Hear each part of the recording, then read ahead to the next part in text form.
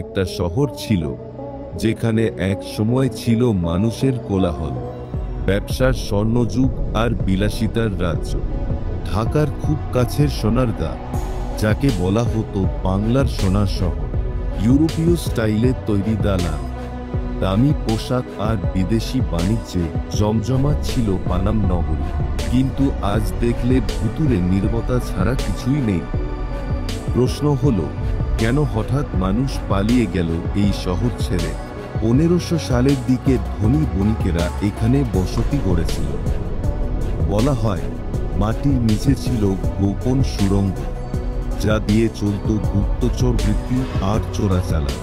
যখন ইংরেজরা প্রবেশ করল, তখন ছড়িয়ে পড়ল ভয়, রোগ আর নানা গোপন সংঘর্ষ। একসময় রাতারাতি খালি হয়ে যায় পুরো নগরী। আজও এখানকার ভাঙা জানালাগুলো দিয়ে বাতাস ঢুকে লুকিয়ে থাকা গল্পগুলোকে নড়িয়ে দেয়। রটে আছে রাতে নাকি এখানে দরজা নিজে থেকে খুলে যায়, শোনা যায় মানুষের পায়ের শব্দ, তবে সামনে কেউ থাকে না। আর অবাক করার মতো বিষয়, শত বছরেও এই শহরের দেয়াল ঠিক কিভাবে এতটা শক্ত রয়ে গেল, বিজ্ঞানীরা এখনো স্পষ্ট উত্তর দিতে পারেনি।